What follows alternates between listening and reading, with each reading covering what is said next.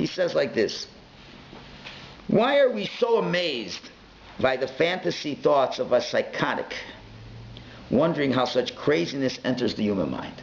He says, when we look at a quote-unquote, I don't know the politically correct word anymore, right? You look at a crazy person, a really crazy person, right? And you're wondering, wow, you're amazed. It's an unusual thing to see a crazy person, whatever, that's crazy things. Somebody would whatever, take their head, smash it against the wall. You're crazy, we're so amazed. Wow, never such a crazy person in the world.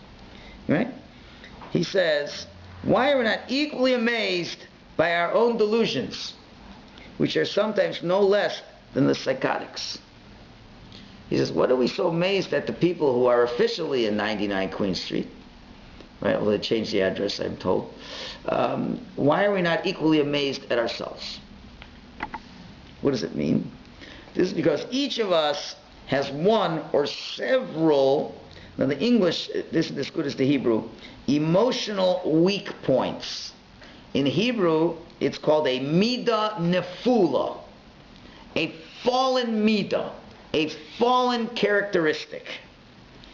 Now I got to digress for 2 minutes, explain this concept of midah nefula, a fallen characteristic, and it really has a lot to do with the Sefira period that we're going through right now. We've been counting already 6 weeks of the 7 weeks, and every week, people ask you a question. I'm sure soon people are going to start asking you, are you prepared for Shavuos? And many people will say, yes, I've ordered the cheesecake, I've ordered the blintzes, we got the flowers on order, we're inviting our relatives, and we're going for this, and we're doing all that. So you should know, if a rabbi ever asks you if you're ready for Shavuos, don't give that answer. Because that's not called getting ready for Shavuos. That's maybe getting the physical ready for Shavuos. And of course one should. You have to really, Shavuos is a holiday where you have to have the nicest of all the physical things, of all the holidays. You're obliged to have the nicest food on Shavuos. Parenthetically. It's an argument in the Talmud. Every holiday, how much of the holiday should we focus on the physical needs versus the spiritual needs? Every rabbi says on Shavuos, you must address the physical needs. And therefore, of any holiday, you should get the nicest blintzes, the nicest cheesecake, and as well, you have to have meat as well, the nicest roast. B'dafka, you have to. Okay? And that's one aspect of preparing for the Yom Tov. But it's all meaningless if you didn't do the first aspect of preparing for the Yom Tov. Because preparing for Shavuos means you're preparing to receive the Torah. Shavuos is a holiday where every year we commemorate that anniversary of getting the Torah, and every year Hashem is ready to give us a spiritual gift. This is how much Torah I want to give you for the coming year. So if you're going to get a gift, you got to prepare for that. How do you prepare that gift? So the 7 weeks deal with the 7 major characteristics of human personality: Chesed, Gvura, Tiferes, kindness, control, mercy, etc., going down through the line of the 7 personality traits.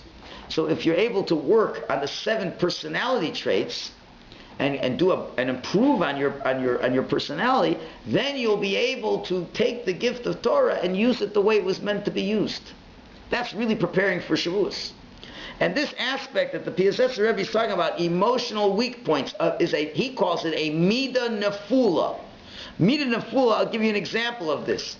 It literally means a midah, a spiritual quality, any one of the 7 primary midos, characteristics: kindness, control, mercy, humility, endurance, bonding, and royalty. Those are the 7 midos. And any one of them, they're all meant to be used good. But they could, as we say, fall. So what does it mean? So let's take a simple example. The midah of chesed, kindness, is the first attribute. Kindness, what is kindness really coming from? It's coming from the concept of ava, of love. You're kind, you show kindness because you have a love for a person. Now, where is a person supposed to be generating his love towards? Well, you should love your spouse, you should love your children, you should love the Jewish people, you should love Hashem. You should love davening. You should love learning. You should love giving tzedakah. That attribute of love should be focused in that direction. The PSS and Rabbi also says somewhere else, he says that the soul of a human being needs and demands excitement. I mean, it's got to be engaged. The soul has to be engaged. The fact you have 7 characteristics, every Jewish soul is endowed with these characteristics and potential. Inside you, deep down inside, there's a soul that says, I have to experience chesed in the greatest way. I have to feel love in the greatest way. Every Jewish person has to feel that. You can't say, I'm not a lovey-dovey guy. It's not possible. It's not possible. It's in your genes.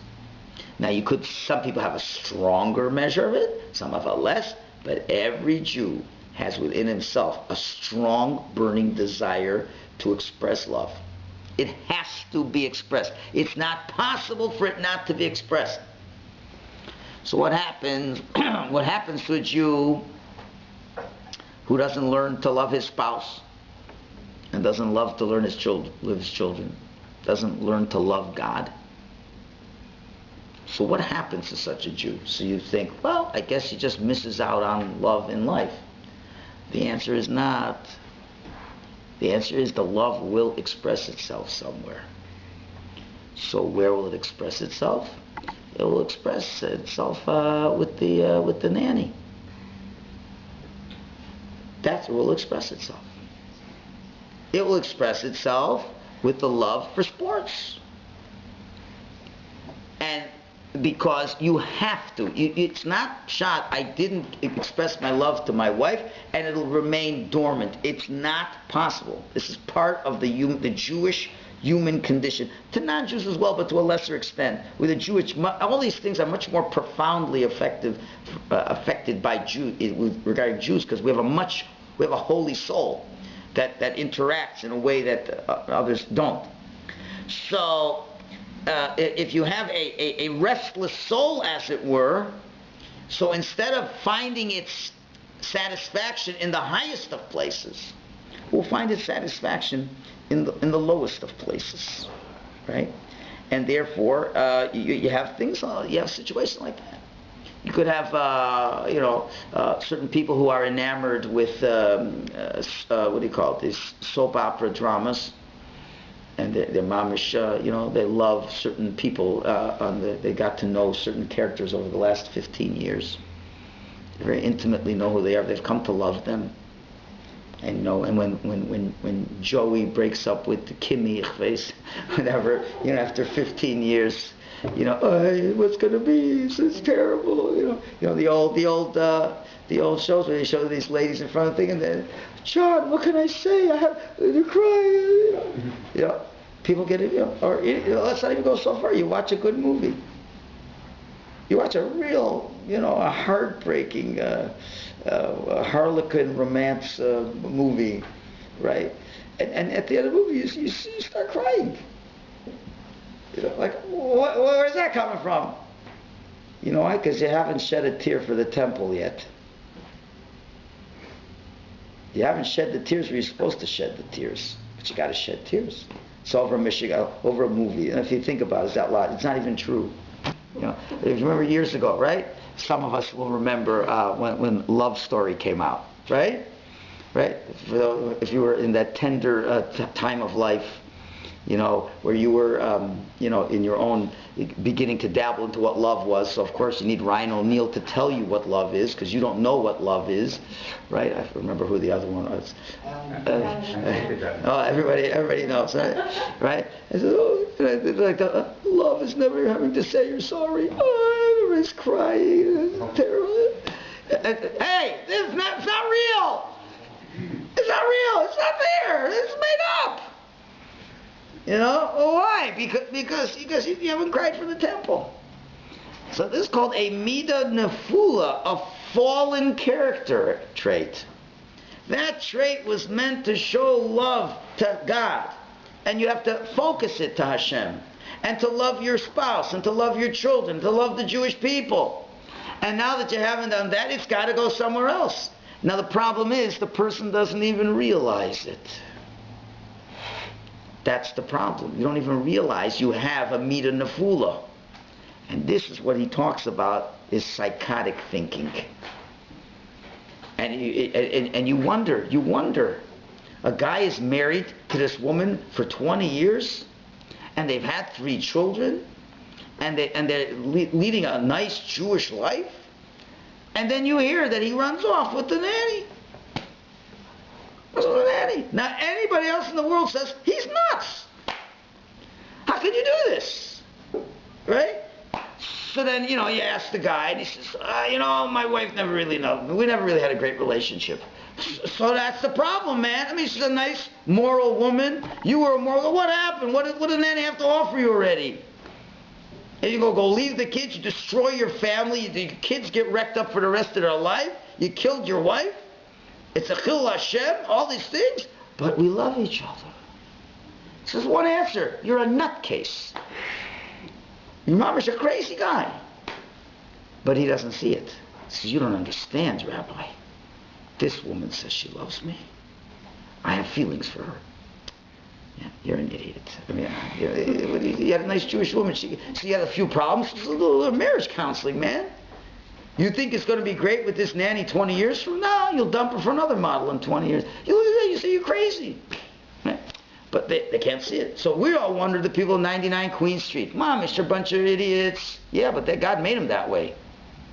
But you look at a person who's a doctor, a lawyer, a professional, smart guy, this and that. He goes and runs away with something like that. What's the matter with you? He's crazy. But what's the root of it? It's called a mida nefula. It's an attribute that's fallen. And that's what the Rebbe is saying over here. And that's what he calls, the English calls it an emotional weak point. Because in English, there's no better way to translate. It took me 15 minutes to explain it to you. So he says 2 words, emotional weak point. That's why in Jewish psychology it works very different than in secular psychology. In secular psychology, if people are involved in the wrong things, they try to repress that ahava. They repress it. While in Judaism, it's not a question of repressing, it's just redirecting. The only reason he's loving the wrong people is because he hasn't been learning to love the right people. So just get him to start loving the right people, and activate that love in the right channel, and that's how you solve the issue. If a person's involved in immorality, it's because they have a mida nefula of love. So let's retrain that person how to love properly. And once he'll learn how to love properly, the only reason he's going to the other person, maybe he felt his wife didn't, he didn't channel that love in the right way. So he's channeling it the wrong way. And this manifests itself in all different areas. Okay, do you understand what I'm saying? Now, go talk to the person himself. He doesn't know what you're talking about. Why? And you'll see how, because this is his mida nefula. That's what the tzaddik is saying. So let's read on. And he says, where we still have not matured. And he gives example in areas of self-indulgence. That is self-indulgence, that's ava nefula, that's love that's falling in the wrong place, which was also called tava, lust. Right? Temper tantrums, that is what we would call gevura nefula. That is control. That has fallen the wrong way. Yes, you're supposed to control yourself, and unfortunately you want to control others, and then when they don't allow you to control them, you get into temper tantrums, you get anger, and that can also come from it can develop jealousy within people as well.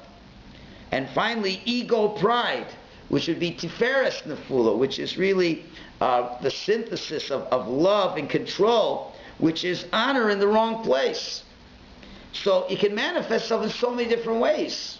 The positive way to show control is self-control. Self-control is what, control yourself. That, you'll feel good, you've used control properly. But instead you want to control others, and then when you can't control them, then of course you get into temper tantrums. You get angry when you can't control your circumstances in life. So what's the real problem is you don't have enough self-control to begin with. Anyway, whatever it is, he continues, each one of us in that area has such irrational thoughts that only a born psychotic could entertain them. But we, sophisticated savants that we are, who become enraged at the slightest affront to our intelligence, are unaware of our own fantasy thoughts and entertain psychotic thinking. Okay, do you understand what he's saying over here? Take, for example, someone who is stuck in ego pride.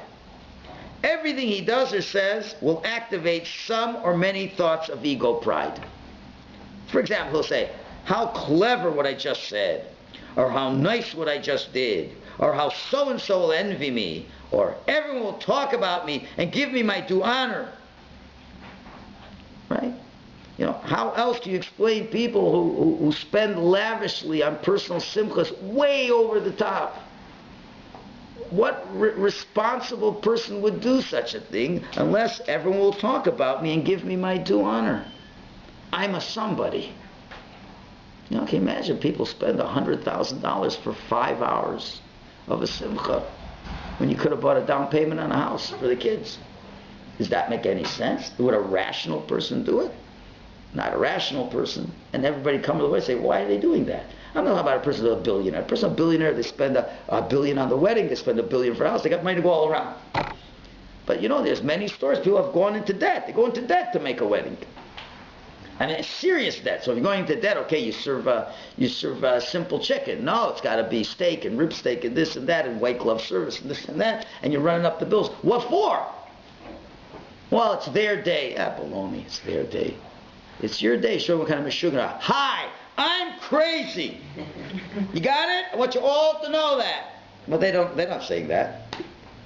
They're saying everyone will talk about me. Well, your gvura has fallen into the wrong place. That covet, you know, that nice blend, you know, it comes from mercy. Yeah, you have mercy for yourself, that everyone should honor you. Wrong thing. And you see it, it's sad. Go tell them you can't talk to these people. You cannot talk. They don't understand what you're talking about. Yeah, you're just jealous. You don't want them to have a good time. No, I don't want you to go in the poorhouse. No, that's not it. But you talk, remember, you can't talk to a crazy person. They're not rational. Right? He said, yeah, we'll continue. Even if what he did or said was said or done in his own privacy, doesn't even tell other people. Nevertheless, these thoughts will still be there. They're still there.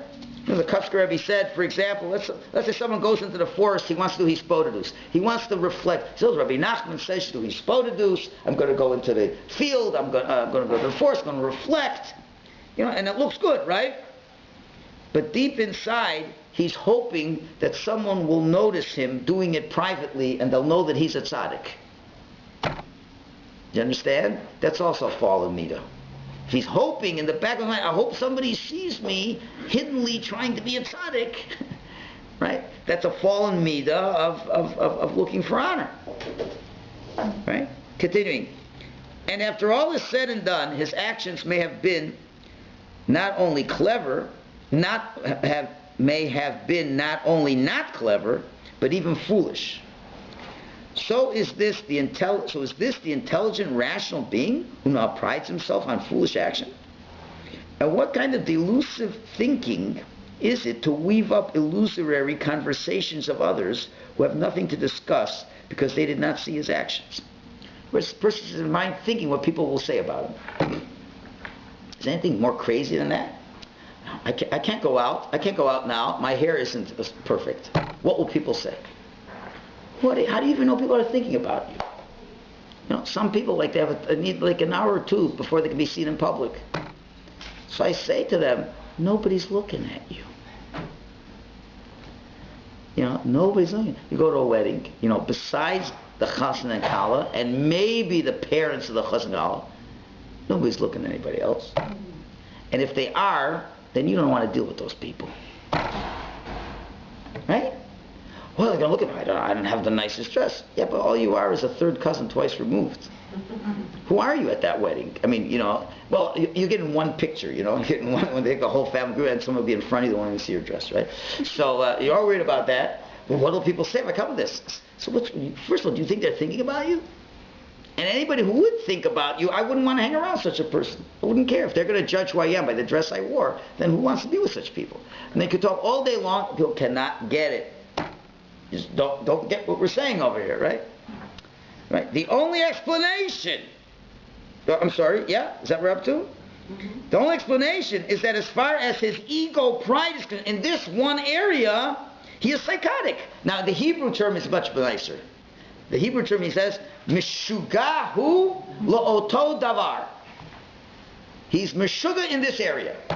In other words, he may be in control, maybe the perfect level of control in his life. And in mercy, he has a godly aspect of mercy. And he is humble. And he's a kind of person who's consistent. And he bonds properly. And he acts royally. But his chesed, he's got it out of sync.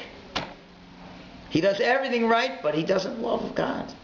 He doesn't love properly. And he can't help, controlling himself, fraternize with other women. In every other area, he's a normal guy. He's a normal guy in every other area. Perfect. How come he can't keep his hands off of other ladies? How come he can't stop thinking of what other people are thinking about him? Because in this area, he's nuts. And this is very interesting. You could have people who walk around, they're normal people. They're normal people. How does a guy become a doctor, a lawyer, a professional, a rabbi, this or that, all these things? They have to be skillful. If you be a loser in every area, no one would ever hire you for these things. If you weren't consistent, you couldn't be a doctor. You couldn't be studying for years on end and getting A's all the time. You have to have certain qualities. But in this area, he's nuts. That's very dangerous because the person thinks he's normal. Yeah, you are 85% normal, but you still can't keep your hands off of the nanny, and that's going to destroy your whole life. And he doesn't understand this, right? So no matter how intelligent and genius he may be in all other matters, such is the case with ego pride. But the rational mind has similar delusions for self-indulgence, temper tantrums, or whatever. This is such an important piece of psychology. And ladies and gentlemen, let us tell you a story of Rabbi Nachman so you can really appreciate the depths of what's going on here. Rabbi Nachman tells us the famous story of the king and his minister of the kingdom. The minister, his first minister, comes and says, Your Majesty, I have terrible news to tell you. The grain of the kingdom's been infested with a poison. The entire grain in the entire country. And everyone who eats the grain becomes crazy. And Your Majesty, I have a story to tell you. Everyone in the kingdom has eaten the grain except me and you. What shall we do? So the king says, Well, on the one hand, rational people cannot be ruling over irrational people. It can't work. On the other hand, if we eat the grain, we'll be crazy too, and that's not good either. So what does he say? He says, listen, me and you are going to take the grain, but right before we take the grain, we're going to put on our engrave on our head, C, and two of us will know it stands for crazy. So when I look at you, and you look at me, we'll know we're both crazy. And that's the story. In other words, what Rabbi Nachman is trying to teach us, it's a tremendous level for a person to know he's crazy. The problem is, most people in the world think they're normal. We've all eaten the crazy grain of life. That's part of it, part of life. Hashem, it's not a knock on us. It's being real. There is not a person in this world who God has created perfect. And everybody in one or more areas is very deficient in that area, and they are literally crazy. And this is where all the problems in relationships come up. That's all the problems. So you have a husband who's crazy in chesed, and the wife's crazy in gvura. So the husband has to suffer her craziness, and the wife suffers his craziness. Each one does not have a problem in their own eyes. So that's why the guy picks up a nanny, or the woman picks up another type of guy. Right? So that's what happens. Okay. So now that we understand all this, so now we can go over our stories, and it begins to make a lot of sense now. So let's look at which story. Let's go back to the story of the Jewish people complaining about the manna. Right? They're complaining about the manna. So, what are they saying? Oh, we hate the man, all this stuff. Now, if you're a rational person, you say, are you crazy? Do you know what the mun is? Do you know what the mun represents? Number one, you don't got to work the rest of your life. What takes up all our time, ladies and gentlemen? To make a parnasa, right? Right? You don't have to work to make a parnasa. Isn't that worth something? A, the manna tasted like what? Anything you wanted. Anything you wanted. So I don't get it. Like, what is your problem? And what do you want? Oh, we remember the onions and the garlic in Egypt. Oh, now we have to have that. It says, you need garlic? How much did you fresh in Egypt already? I try to remember now. You were slaves. I think I remember that. Yeah, you were slaves. And your masters ate the food. You only got to smell it. You couldn't even eat it. Oh, we remember the good old days in Egypt. You're talking about sugar there. You're looking at the pshat. The pshat doesn't make sense. What do they tell me? Remember? But it does say one word. They cried to their families. Ah, that's the remes. It says, no. There's something much deeper going on over here. No normal person is going to complain that they don't have manna. You know what they really are complaining about? It's the immorality. It's the immorality. It's that they really are balei taiva. They can't control themselves. And really what they're complaining about is, why can't I be with that person that I want to be, that you said I can't be with? So now they use this as an excuse for their actions. So all irrational behavior is based in psychotic thinking of a mida nefula, because the person is a mishugal oto davar. And that's what the Torah is teaching you, how a person can be so crazy. God gives you the greatest gift in the world. He gives you the manna. You know, and what do you need? I need to run off with my cousin, my relative that I wasn't allowed to live with. You know, God gives you a wife who adores you, does everything you want, does everything, and you go run off with the nanny. So, well, she doesn't understand. We'll get out of here. Your big baltaiva finished. You can't control yourself, and that's all. You never knew how to love someone properly, and that's the emes. No. I can prove to you this and that. You know, that's the bottom line. Is a meshugan alosa davar. Right? Let's go to the next story. The spies. The spies. They were concerned. They were going to get killed. We're going to get this. We're going to get that. Bottom line, what was it really? It was a mida nefula of kavod, their honor. Tiferes fell out. Glory. Instead of glorifying Hashem, we're going to go and we're going to see how Hashem's glory will be maintained, that we will conquer the land. They were about their own kavod, and they couldn't even realize it was their own kavod. And what do you do? To say, how could you go in? Now remember, God, the 10 plagues, let's go back track for a little bit. 10 plagues, split the sea, they're having manna, clouds of glory, water, miraculously, for a whole year, eh? Right? You're going to tell me he can't destroy the enemies in front of you? You had a war with Amalek who attacked you, you wiped the floor with them. And there's big giants there? You're afraid of the big giants? Why are you afraid of big giants? You don't think God won't do any more miracles? He's doing right now miracles for you. As you're telling the Lashon Hara about God, He's doing miracles for you right now. Oh no, we care about everybody. Get out of here. You're just afraid you're going to lose your jobs. That's what it was. That's the only explanation. How can you say it's psychotic thinking? God is going to take you in? Okay, now today we say God will help us. I don't know, we haven't seen it so much lately. But they all saw it.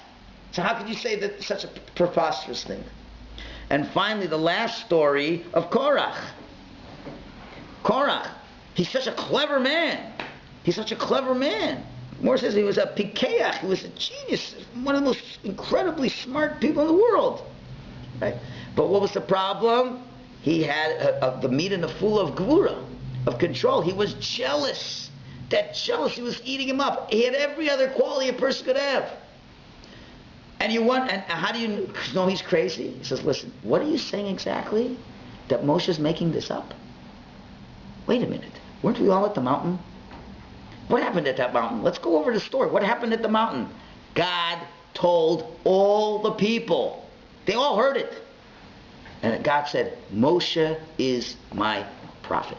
It's not like Muhammad, not like Jesus, where they purported in a dream, they were told. The entire nation heard it, saw it. God said, he is the leader. You trust him. You got it? And even when Miriam suggested to say a little Lashon Hara about Moshe, wham! She got saras and had to wait 7 days. Why? She said one word, and she even meant for Moshe's good. She got whammed with it. You get it? You see, Moshe is God's man? Like he really is. It's not just a rumor. God said so. And God said, no, I think we can all listen. You idiot, you're out of your mind? How could a guy suggest such a crazy thing? And all the rabbis give you all these sophisticated Talmudic answers. It's one answer. Yes, Korach was the richest man, was the most brilliant man. He was a prophet, he was all this. But one thing, he was a psychotic thinker when it came to his pride, his jealousy. He was a meshuggah la'oto davar. And we only need to be meshuggah on one thing to destroy your life. All great people were destroyed. So now you want to know why the book is called the book of BaMidbar. Okay, you're a guy, you got a canteen of water, and you got a camel, and you're going through the desert. What is the one greatest concern that you have to worry about in the desert? What's something that could really... You got water, but what is the one thing that people can become irrational with in the desert? When I say it, you'll say, oh, of course. Rationing. No. A mirage. A mirage. Right? And I don't have, we can't go through all the science behind this. You know, it's the heat of the sun, it heats up the ground and makes the air. But you know, the desert is the greatest place for you to be fooled in terms of seeing what's real. You know, they have a mirage, there's an oasis there. Oh, how do they come to that? Because they ain't got water, they're thirsty, they desperately want to see something, and the light hits the surface in such a way, and it looks green. And you figure there's trees over there, and your mind's just playing tricks with you in the desert. Mirage. So beware of mirages.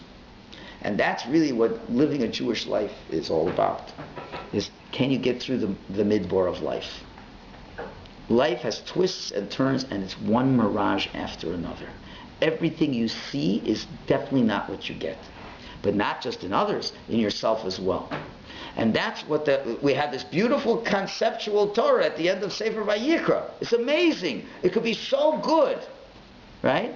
So now we're going to watch story after story after story spun in so many different ways because there's so many different personality types that are meshuggah lo'oto davar. And let's get everyone, any possibility, with an individual, in a group, this guy's personality, that guy's personality. What we're supposed to learn in Sefer BaMidbar is to go through the stories and say, where am I in this story?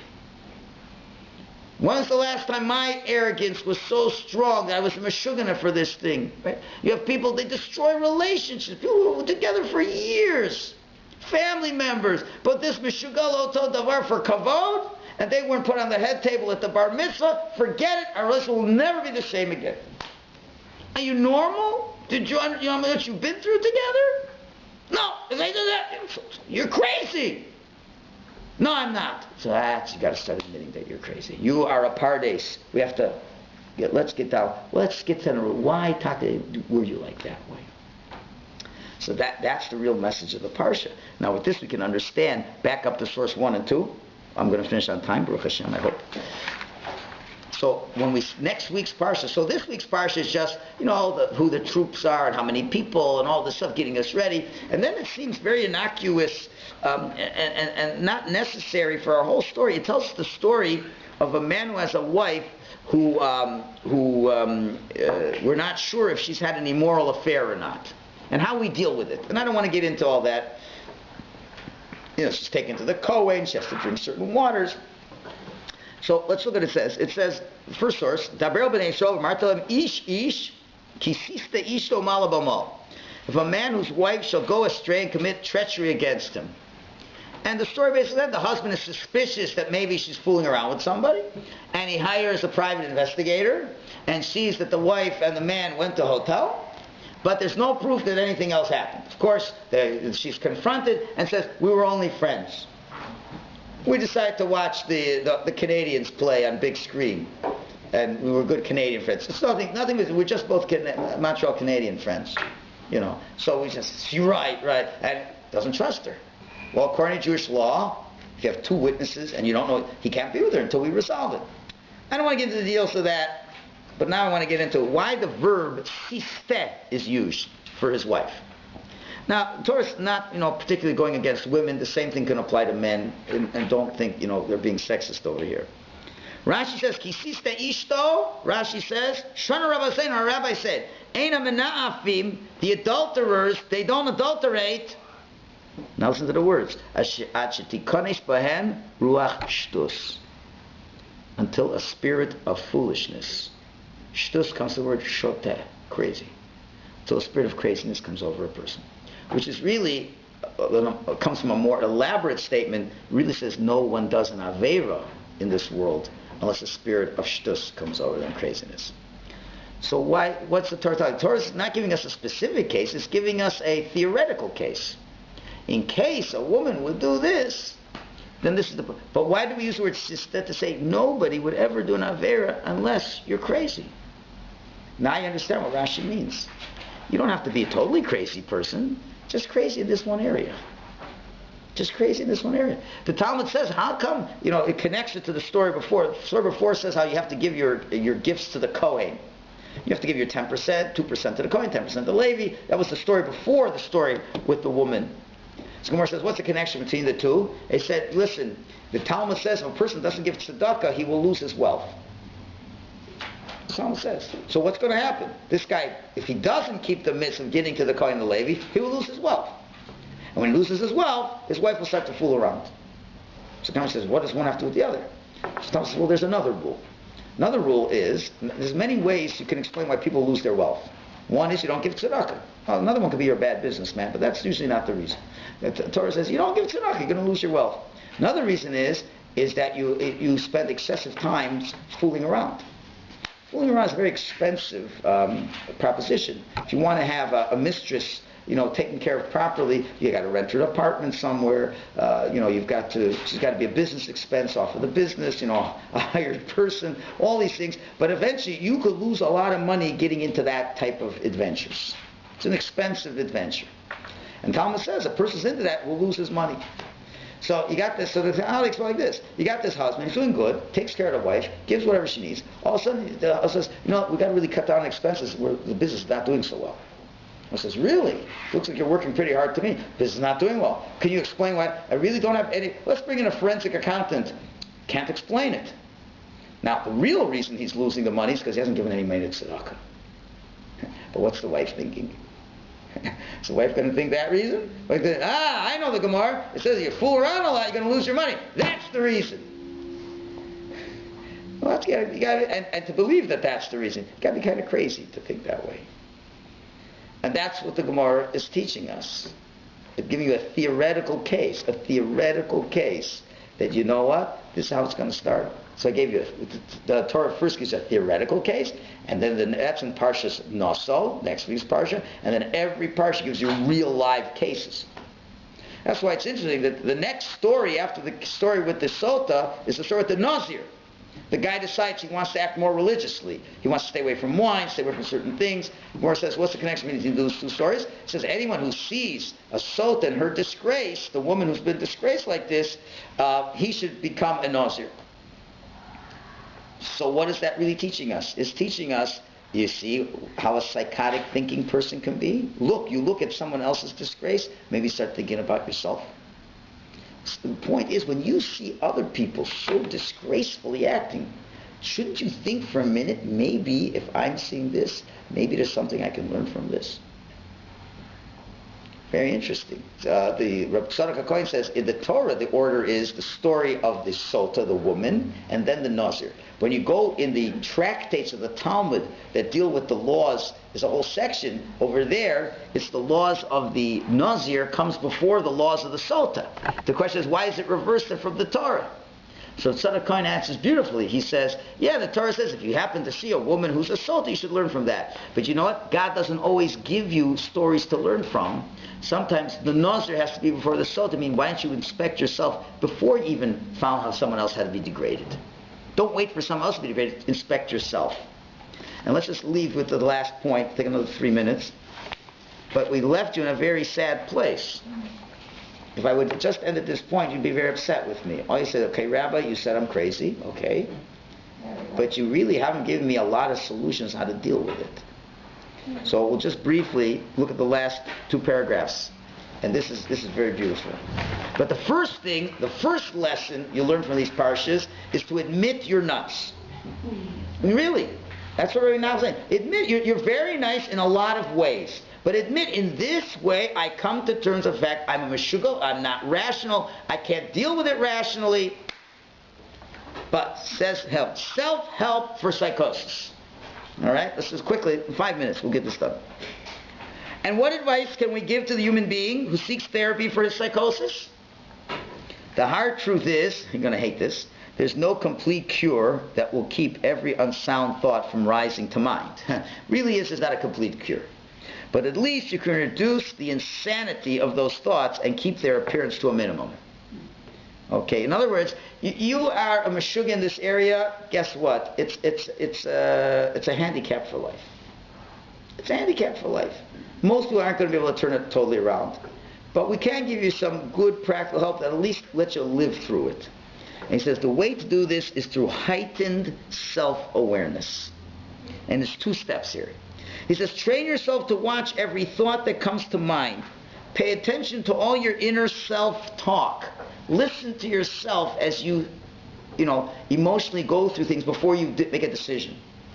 Listen to what those inner voices are saying, especially those surrounding your emotional weak points. If first of all, try to find where your emotional weak point is. Let's say your emotional weak point is honor. That's your emotional weak point. Because whenever people didn't give you recognition, your eyebrows pick up. There's a feeling inside of you. So I know. But when it comes to food, you don't get excited. When it comes to other things, you don't get excited. When it comes to honor, right? So that's your weak point. So in any situation, so now especially in those areas, pay attention to your thoughts. He says, at the beginning, this very introspection will be with crooked vision, deluding ourselves how clever our thoughts are. Right? If you're a person who's strong in gvura, you know everybody else is wrong and you're right. Right? So now you're getting into a potentially confrontational situation, and you're saying, listen, I better suspect my grandma. No, I'm right this time. I'm right this time. So, even though you might try to think about it, but of course you're so into it, you're going to have crooked thoughts even when you're thinking about your thoughts. But with perseverance, by the 10th time, we'll clearly see how irrational our thinking is, and be shocked by how our sophisticated minds ever entertain such delusions. In other words, if you keep working on analyzing your thoughts, sooner or later you'll find one thought, you say, Mamish, even I could see that was crazy. Keep working on, you got angry, you have anger management problems. No anger management problem. Why do you have anger management problem? Well, but then realize, but one time you'll realize it. So once you but especially in your thinking, this is you got the pardes is the way you act, and then the remes, the hint, and then the soul, what's really going, then you got the remes, the real story, but then the soul. Let's go to the depths. The depths is you have a mida nefula, you have a fallen quality. That's the depths. The trick is like this: to one time, you try time and only think, did I do the right thing? Did I do the right thing? Now you're going to be biased, and 9 out of 10 times you're going to totally have warped thinking. But eventually, if you keep trying one time, you will catch yourself. You'll catch yourself in your craziness. Mm-hmm. Now, that's very important. Even if it only happens once, it's so important. Why? Look what he writes. He says, our deified intellect will then lose its status and become an object of laughter for us. How could I have really expected that they should have given me the aliyah of the 10 Commandments on Shavuos? That I got so upset at the Gabbai for not giving me that aliyah. I thought, right, coming up Shavuos, the most honored aliyah is the 10 Commandments. And for a reason, this guy's into honor. He says, they should give it to me. Now, he doesn't learn no word of Chumash, doesn't know anything, doesn't give tzedakah to the shul. He's a nobody in the shul, but he has a big arrogance. He thinks he's the greatest guy in the world. And he's wondering, okay, Yamod, okay, this is the aliyah, and his name isn't called. Let me think about that. Okay, the rabbi says to think about my thoughts. Well, why didn't I get the 10 Commandments? And then for a moment you say, you know why? Because you're an ignorant boor. That's why you didn't get it. You know what? That's kind of right. Boy, that was kind of weird for me to think I should have gotten that aliyah. One time you catch your psychotic thinking, then you know one thing. Once a psychotic thinker, always a psychotic thinker. That's what the beautiful word. Your deified intellect will lose its status. So you know what? I can't trust myself anymore again. Once you realize you can't trust yourself anymore again, that's half of the solution. So these two perspectives, objective vision and loss of credence, are necessary to reach our objective. As long as my thoughts are ideal in my eyes and my thinking is for me infallible, introspection will never help. Because in my heart I am saying how sound and straight are my thought patterns. I will not look with detached objective vision. But after several times of experiencing our own psychoses, after laughing at our insane thoughts, we'll be able to spot one the next time it comes and be able to correct it. And that really is the whole story of the Nazir. The Nazir who stops, it says, Ish ki yaflef, a person does a pella, does a wondrous thing and makes himself a Nazir. The commentators say, what's so wondrous? The Rabbi say, you know what's so wondrous about the guy? He stopped to think. He said, look what drinking could do to this woman. Maybe because of drinking she got in this bed. How could this woman be so crazy to drink the water? And he sees that her stomach explodes and she dies because she had an affair. How could she? You see how crazy that person is? Then you start thinking about yourself. And if you could think and realize, I'm talking crazy. If you talking, no, you're crazy. That's the greatest gift in the world. Because in the next time you think to be upset at somebody, the first thing you say is, I already know I'm a crazy guy. I better double check this. I'm going to ask my wife. I'm going to ask my wife, let me ask you, do you think this is... No, you're crazy. Thank you for telling me I'm crazy. I will not fight with this anymore. That is the book of BaMidbar. Be aware of mirages. And then, if you're able to deal with that, then you're able to be an Eved Hashem properly. And that's what Hashem wants. You could be a holy person. All these things can happen, but the problem is the meat and the fool. So for those who worked in the 7 weeks coming up to Shavuos, you're working on those fallen attributes. And then when it comes to, you get the Torah, but that comes into reality, you're able to deal with it in a beautiful way. Those who haven't, Hashem, there's still time. Still time. First activity, think about what you're thinking. Think about what you're thinking. Dethrone the deified logic. And then you forever will be able to make the right choices. Okay, have a...